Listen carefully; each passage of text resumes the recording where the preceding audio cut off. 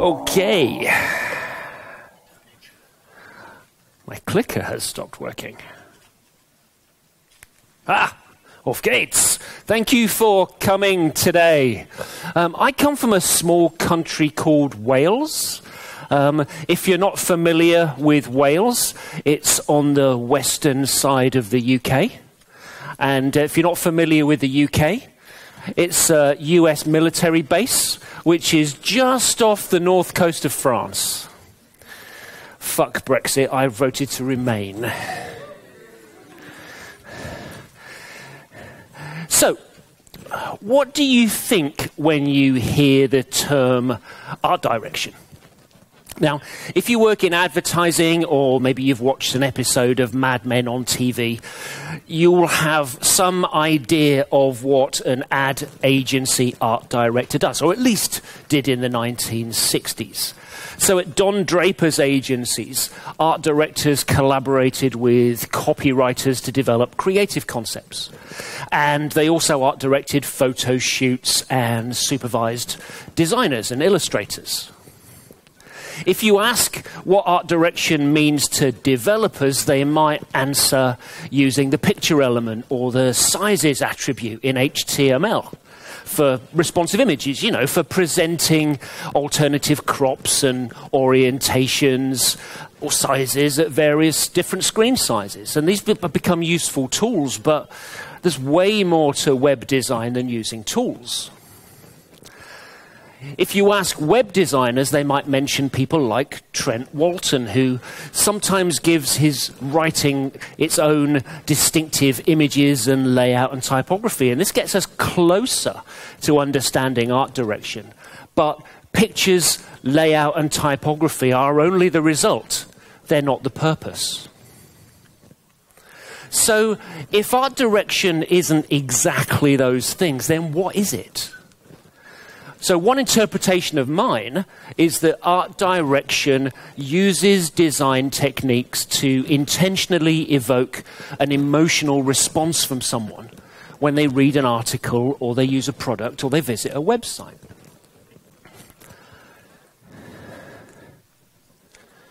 Come on. I shall use the keyboard. So I've actually written a new book. I have a copy here, which I will give away to anybody that is wearing a Motorhead t-shirt. You are not wearing a Motorhead t-shirt. I don't care. It has to be on top in full display. Nobody? I shall take it home. This fine publication is available from Smashing Magazine, and I've got a video course which is on Skillshare and Vimeo. That's my shameless plug. So I want to start with a quote from art director and advertising legend Bill Bernbach. And Bill said, "The truth isn't the truth until people believe you. And they can't believe you if they don't know what you're saying, and they can't know what you're saying if they don't listen to you. And they won't listen to you if you're not interesting.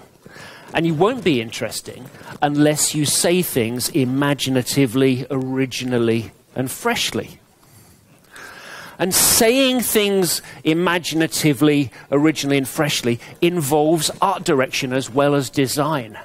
So this is a talk about art direction, and that's something which has been part of advertising and print design for 100 years. But on the web, art direction is really rare, and there have been very few meaningful conversations about it. Now, this might be because as an industry, we've been fixated on designing digital products. Or it could be that we've been preoccupied with making websites responsive. Or it could simply be that designers and developers were never taught about art direction. So study these two stories for a moment. I'll wait.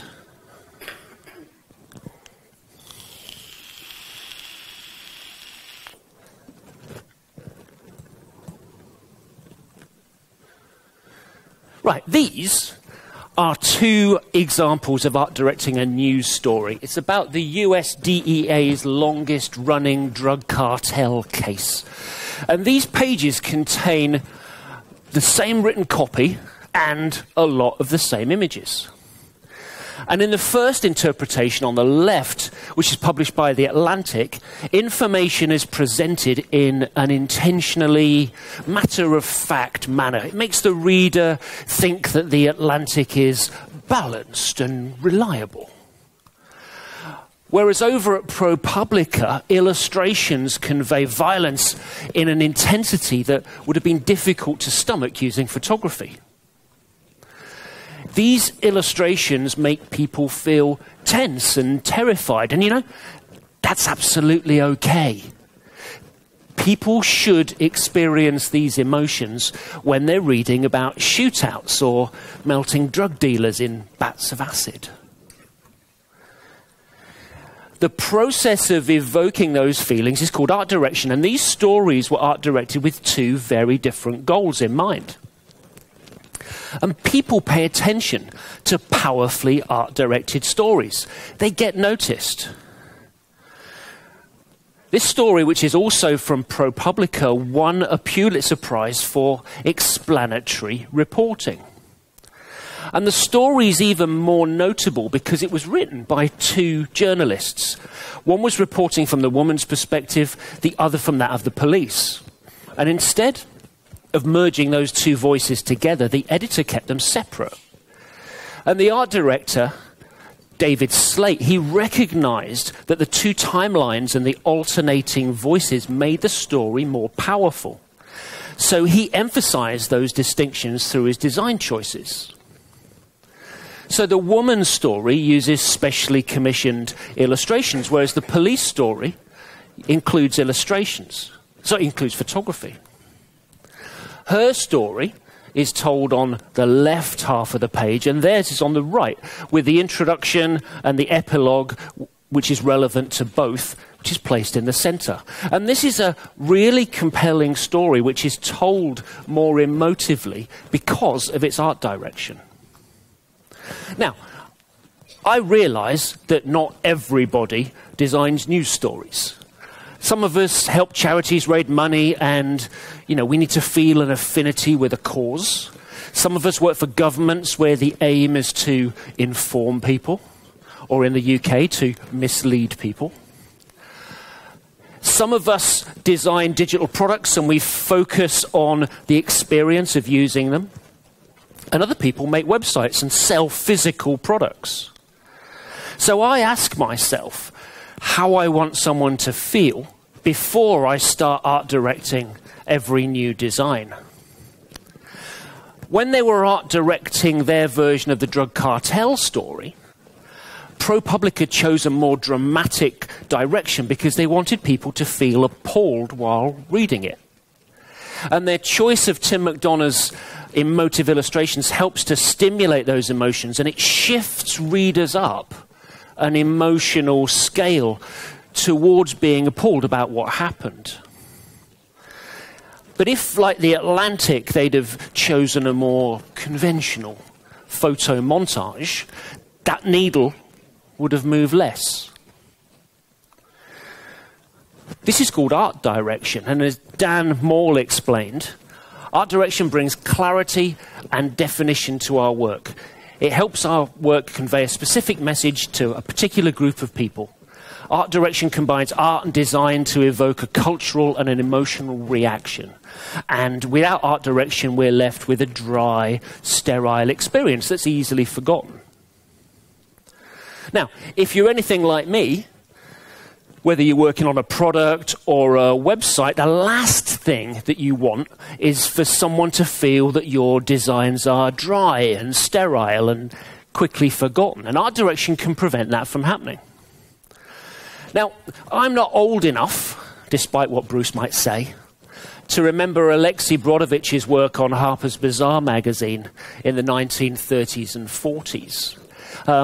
Brodovich actually pipped Pablo Picasso to first prize in a poster competition, and he was an artist who worked across fabrics and jewelry and graphic design.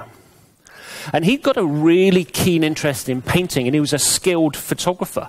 And he instinctively knew how to combine photographs with written text. And he often turned text into shapes that contrasted or mirrored the forms in his photography.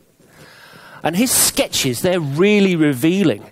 I find them really informative because I learn more about how someone thinks by looking at their work in progress. I'm more fashionable than Bruce, but I'm still not fashionable enough to remember Man About Town magazine during the 1960s, so I didn't see Tom Wolsey's work firsthand. This was a popular men's magazine of the time. Bea Feitler, she was one of Harper's Bazaar's first female art directors, together with Ruth Ansell. And she cast, in 1965, the first black model to ever feature on the cover of a mainstream fashion magazine. And she kissed Andy Warhol once, too. And her Rolling Stone cover, which is a photograph of a naked John Lennon wrapped around Yoko Ono, this was photographed by Annie Leibovitz, who once made me a cup of tea. What a nice lady. Is one of the most iconic images of the former Beatle. Now, like Bruce, in the mid-1980s, Bruce is still there, I was obsessed with music, so it was really hard to not to know about the Face magazine. I knew there was something really special about it, but I didn't understand at the time what art direction was and who Neville Brody was. And the Face maintained punk's rebellious attitude to the establishment, and it represented what I think is a contemporary pop culture equivalent of maybe the Dada movement, this opposition to everything bourgeois. And even after 25 years, Brody's pages from the Face magazine are remarkable designs. I'm still inspired by them every day. But art direction doesn't just happen in the walls of an advertising agency or for the pages of a glossy magazine. It happens every day on the web when we consider how someone will feel when they read content, buy something in a store, or sign up for a product. And these talented art directors made work that not only stood the test of time, but it became iconic. But it would be really foolish of us just to merely mimic this work from a previous era using something like CSS Grid. So what can we, who work what can we learn from people who worked decades ago and in other medium? What can they teach us about the web? So I'm going to focus on one small area of how art direction and design combine to make more appealing and engaging websites. And that area is layout. And it's something that I've particularly been writing about a lot recently, particularly an area called compound grids. And they change the way that I think about layout. And I think they're going to do the same thing for you. So grids have had a long and varied history in design, from the earliest books right through movements like constructivism and the International Typographic or Swiss School, right up to present-day grids in frameworks like Bootstrap and maybe material design. And a whole generation of designers and developers have grown up with grids from Bootstrap. And then, well, if anybody's slightly older, do you remember the 960 GS grid framework? Anybody really old? I don't know why you're nodding. Remember the Blueprint framework before that? Well, you should remember. You're older than I am. Now, in frameworks like these, and in plenty of work that's been built on them, grids are mostly used just for aligning content to columns. Karl Kirchner, he was a Swiss artist and one of the most influential typographers. And Karl was one of the first designers to exploit the creative flexibility of using grids. And it's the compound grid that Kirchner designed in 1962 for Capital magazine that's become one of his best-known creations. Now, by a really strange coincidence, when I was researching this, I discovered that Kirchner's agency also created some advertisements in the 1960s for Sinar, which is a Swiss large-format camera company that I actually worked for in the 1990s.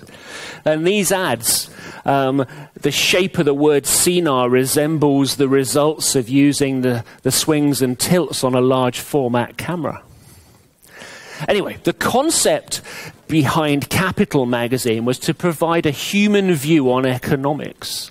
So the content and Carl's design had to be accessible and clear and engaging. And given the potential variety and the unpredictability of the content, he needed a grid which would help him to lay out content consistently, but without any restrictions.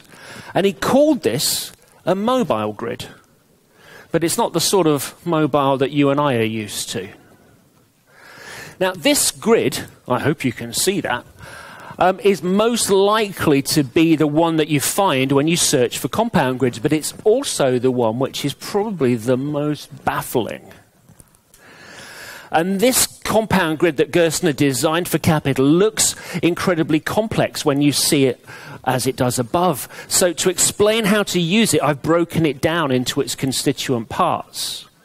There are 58 columns and rows in Kirchner's mobile grid, but he started with just one, and content in this single module fills the whole width of the page.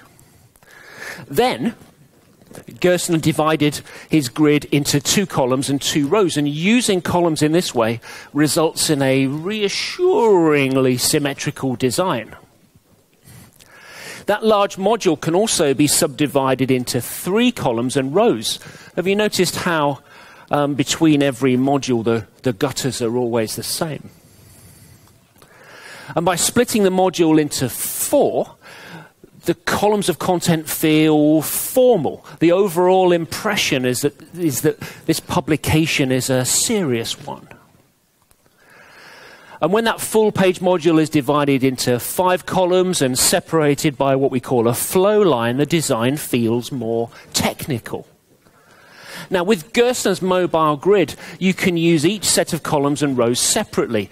You can also turn them into a compound grid by either overlaying or by stacking them. Dividing the page into 6 columns and 6 sets of modules enables an incredible variety of layout options, and the flexibility of a compound grid comes from the interplay of 2 or more grids, and it's this that affects the position and the size of elements, and this often makes a compound layout far more interesting than just using one grid in isolation. So a compound grid is 2 or more grids of any type that can be column, modular, symmetrical, and asymmetrical on the one page. And they can occupy separate areas, or they can overlap. And if you're still unsure about using modular grids in the way that Kirchner did, you can start by making a compound of 2 column grids, one with 2 columns and the other that's got 3.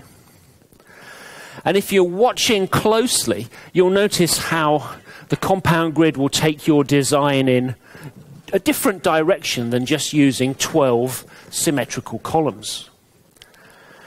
By laying a 3-column grid over one that's got 2 columns, you create 4 columns. The outer 2 are twice as wide as the inner 2. And I like to think of these columns as a rhythmic pattern, 2, 1, 1, 2. Now, when you're just using a bootstrap grid, when you use any number of equally sized columns and rows, your layouts will form a consistent pattern, but it's an even rhythm and it doesn't change across the page. So if you think of each column as a beat and you tap 12 of them out, it doesn't sound very inspiring.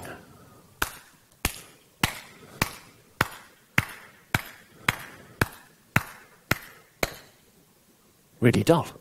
Mind you, sounds quite like German marching band music to me. I shouldn't really say that. Now, if you compare that with the rhythm of a 2-1-1-2 pattern, you can understand how using compound grids can change both your mental model and the layouts that you create. So using this 2-1-1 pattern for this first layout, I can put the main body of content, that's the headline and the stand first and the running text, into the first column in the 2-column grid. And then I can use a single column from my 3-column grid to place the supporting information about this Jaguar E-Type, which is without doubt the most beautiful car ever made. And from an altogether different design, and one which we use is layout and typography to suggest the movement and the speed of that E-Type, I can stagger my stand first paragraph and the running text using lines from both the 2-column and the 3-column grid. Changing that compound formation to combine 3 and 4 columns creates a different rhythmic pattern, one that's 3-1-2-2-1-3. And with a compound of 2 grids, you can use widths from one, or you can use widths from the other, or you can combine widths from both to form columns which don't conform to either. And you can use these new widths to inform the sizes of images and text. So while the stand first paragraph starts on the 3-column grid, the running text which follows begins on the 4-column. And the same combination of grids can make a very different impression by combining column widths from both of the grids to inform the width of the column of running text.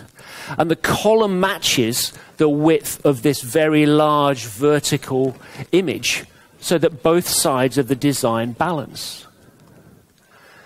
This time I'm going to set that running text across 2 columns, and I'm going to derive their widths from units of 4 and 5. And as for those tiny little narrow columns where the width is only just 1 unit, those are absolutely perfect for informing the size of typographic elements, including something like a bold drop cap. Overlaying 4 columns with 5 leads to this highly unusual rhythmic pattern of 6-1-4, 3-3, 4-1-6. And for this alternative design, I can use that pattern in a different way by running my text over 3 columns. And I'll use widths from the 5-column grid to inform the width of that supporting information. And in this version of the design, this large image shows off the iconic shape of the E-Type body. It fills almost the width of the page. And then a solid block of running text sits directly under those Jaguar's wheels. And this next design literally places that E-Type at the center of the action, and it wraps around on both sides.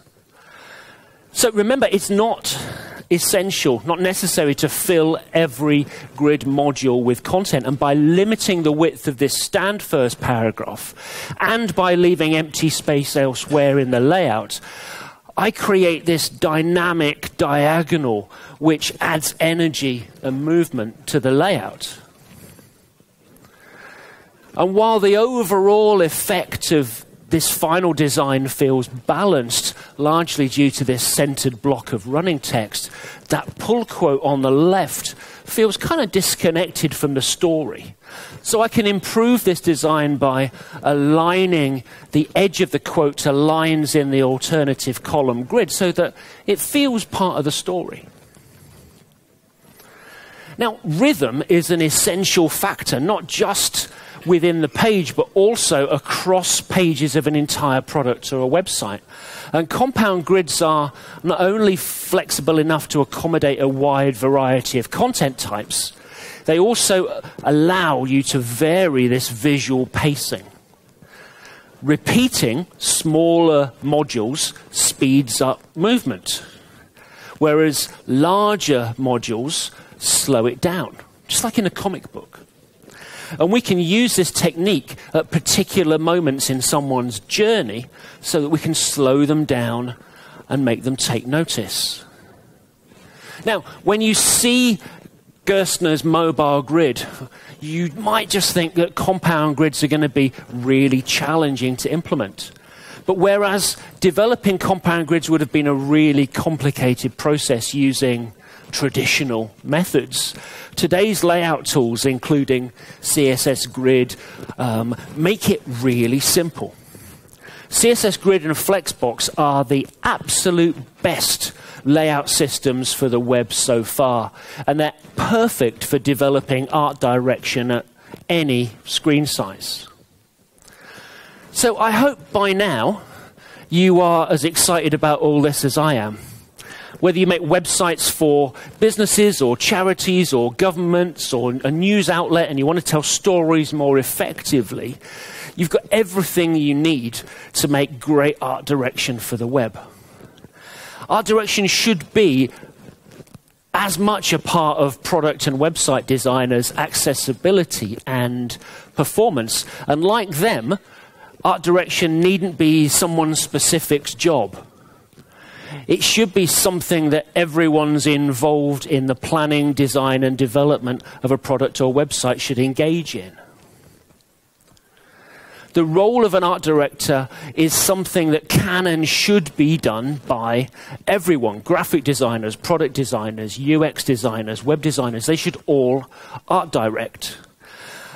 General and product managers can art direct too. Even the CEO can influence art direction when they define strategies and they're concerned with how people feel when they experience a business. Do you need to convince your boss or your clients that art direction should be something to take seriously? No, just do it. Bring art direction into what you design or develop every day, and people will notice the difference. So, as I said, this fabulous tome is available right now. I will give this copy away to anybody who is wearing an Iron Maiden t-shirt. I thought you Germans loved your heavy metal. What have you got? No. There's a video course available on Skillshare and Vimeo, and you can get 50% off the Vimeo course this week with the code Ace of Spades. Vielen Dank.